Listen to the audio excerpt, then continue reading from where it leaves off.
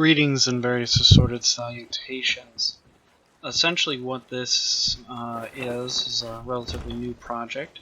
Essentially I am designing new courses for fall 2020, and as I'm designing them I kind of come up with various ideas or considerations. I figured I'd like to record them in some way, shape, or form. And so I kind of recorded them on a little recording device I have, and then it occurred to me, oh, this would make a great video series of some sorts, but I didn't have any video. And I'll be honest, there isn't a whole lot of video to make for this kind of thing. So I decided to just slap in some Sea of Thieves footage I'd recorded for audio testing. That came out fairly decent, and figured, well, this'll do. So the video's contents are not connected to the audio. The goal of the audio is it's a kind of a contemplation through course design and academic pedagogy. But yeah, that's it. Greetings and various assorted salutations. This is a new recording style I am working on developing. Essentially the idea is I record the audio and then incorporate the video later. And so what we're looking at for today is the design premises behind my courses for fall 2020. Essentially, right now is, of course, May 2020. We're in the end of the spring semester. The students just wrapped up. I'll be finishing up filing the grade book and doing some trainings to end out the year. But I have to design for next year because I've got the time for it. The first big concern, of course, is we don't know what COVID and school closures and social distancing and whatnot will look like. Models project a spike to occur in June. That's based on old data. But of course there's great concern of resurgences, there's a great deal of fear around other matters as well, and that younger people in some areas are showing symptoms, things like that. So there's a great deal of unknown. But the premises for my online courses are, first off, I'm teaching U.S. History 2 and U.S. History 3. I've taught U.S. History 2 before. I've had about 4 semesters of teaching that. Not so much online, though. Only in the very end of the spring semester have I really had to do much online. And I was using Google Classroom. But what I'll be looking at for U.S. History 2 is switching over, because we're moving to a one-to-one school, and so I have a lot of assignments and activities and learning assumptions that operate under the premise of, no, I don't have computers in the classroom. Students don't typically have access to computers. And so I really have to shift that mindset with this fall 2020 because I now have computers. So I have a full course for U.S. History 2 built, but it's built for a different era. U.S. History 3 I have taught parts of before under trimester when I was a student teacher. But it's U.S. History 3 modern U.S. history, so after World War II. Which, well, it is not a topic I've studied directly in most of my education. I'm fairly well versed in the topics that it has. But, no, so those are the 2 courses. One familiar, but requiring a major rebuild, and one relatively new, but over familiar contents. So the first design premise that I'm going to do is I'm going to be operating in the presumption of I don't know if schools will be open in normal operations in the next semester. Additionally, I don't know, maybe we will go back, something will happen, and we'll go back to online learning. It's really hard to know. Either way, the students will need to be trained in computer technologies, whether I'm there with them or they're working remote. And so the fundamental design principle of assignments is standardization.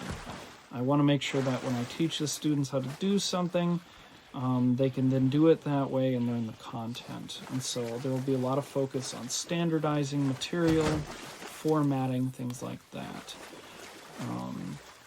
Thanks to graduate school, I'm a big fan of the backwards lesson design, so I usually start with the tests and work my way backwards.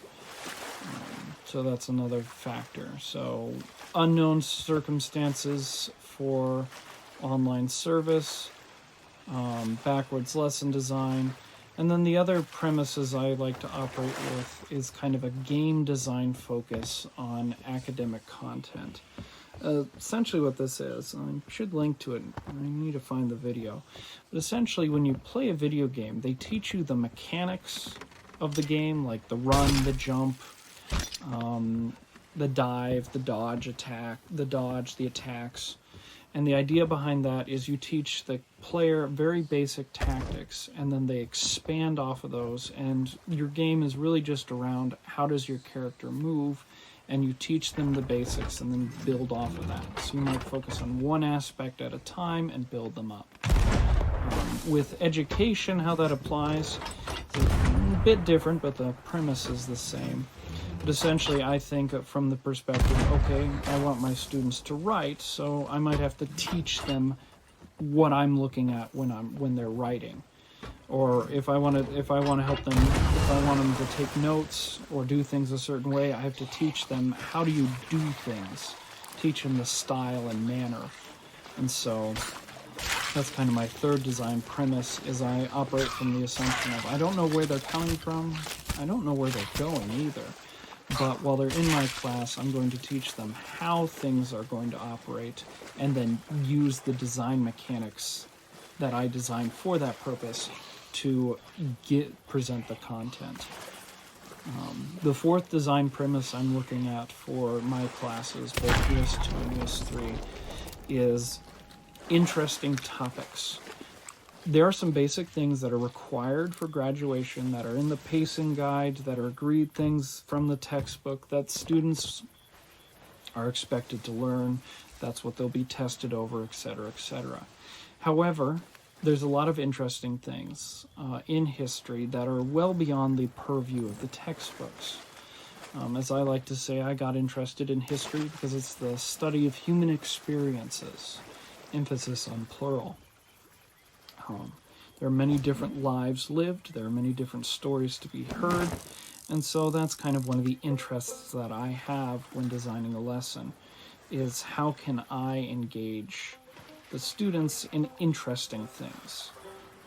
It's one of the ways you can motivate students, according to some education theories. Actually, I get most of my ideas from psychology, less so from the filtered through education lens. But anyway, and so one of the things I'm going to be doing with my US History 2 and 3 courses, especially US History 3, is I'm going to be bringing in different materials that I've run across in my many years of taking classes. I have a number of books sitting around, I have a number of articles sitting around, and I'm going to start pulling from them for short writing activities. There's always these eccentric YouTube videos of different topics that might interest students. Like especially in the region where I teach, there's a great deal of Native American cultures, Great Plains cultures, and fortunately there's been some audio diaries been put together, audio interviews of different tribal leaders and elders telling their stories. Like there's a great one that I have to use because of how neat it is, but the story of, okay, what's it like to be in the Army during World War II? A South Dakotan, a Native American South Dakotan's experience. So, of course, I'm going to use stuff like that. I have various academic articles that I feel if I adjust them appropriately, they'll be accessible to the students. Different accounts of experiences. And so what I really want to do is bring in a lot of primary and secondary sources of interesting stories. Like when I was growing up, the thing that interested me about, the Korean War was aircraft. And so I have a book with some short stories that I'll try and incorporate some aspects into my lessons. A fifth premise I'd like to incorporate into design, is some degree of student choice. Obviously, I can't have unlimited choice, because one of the fundamental issues I've run into with students is, while they're interested in passing the class, that doesn't mean they're interested in directing their own learning.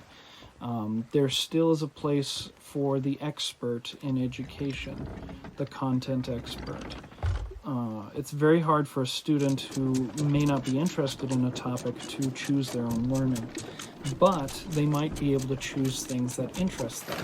And since the study of history is the study of human experiences, I'm thinking I might be able to incorporate different activities, like subjects on women's history, subjects like intersections of modern Japanese history with American history.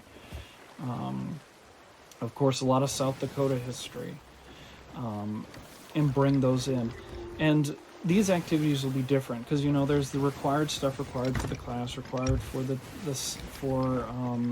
pacing guides and the state requirements. But then there's some other activities where it's like, I could allow students some choice. Maybe they're interested in women in the workforce in World War II, or they want to learn about African Americans in the Army Air Service during World War II, or Native Americans who served in the military, or what was life like back on the home front in South Dakota. And so I want to bring in those, and quite frankly, in some cases, it's a matter of choice. If we're analyzing sources, maybe they can pick the topic of the sources that they need to analyze, because the standard says they need to analyze sources. It's not as specific as to what those sources are, and it's not particular as to everyone having to do the same thing. So I want to incorporate student choice in there as well. And with enough time in preparation, and with online learning, computerized learning, I can do more individual addressing of student interests. No, so these are the operational premises of my courses for fall 2020. So to kind of just wrap up things, the design premises for fall 2020 courses U.S. History 2 and U.S. History 3, top line, Mr. Hicks, is premise number 1. We don't know what next semester is going to look like. COVID closures could impact us. We could start the semester normally. We could start the semester online. Unknown. Premise number 2, I use backwards lesson design, popular academic theory. It works for me. It's what I've been trained in. Number 3, game design. If I want students to do something, I need to teach them how to do it and then build off of that skill. Premise number 4, interesting topics. It explains itself. History is full of great stories. Premise number 5, have some degree of student choice. Something might catch people some of the time. But anyways, this concludes the first of my design diaries for courses. I'm thinking for future entries to this, I might talk about different aspects of what I'm doing for fall 2020, or I might talk about courses I've taught before or worked on before, and just kind of expanding off of those. I honestly don't know if anyone's actually ever going to listen to any of these video diaries that I'm going to upload, because, well, they're not topics that people necessarily pay much attention to. But I suppose if anyone is ever going to listen to this is where I talk about how I do things and why I do things the way I do things.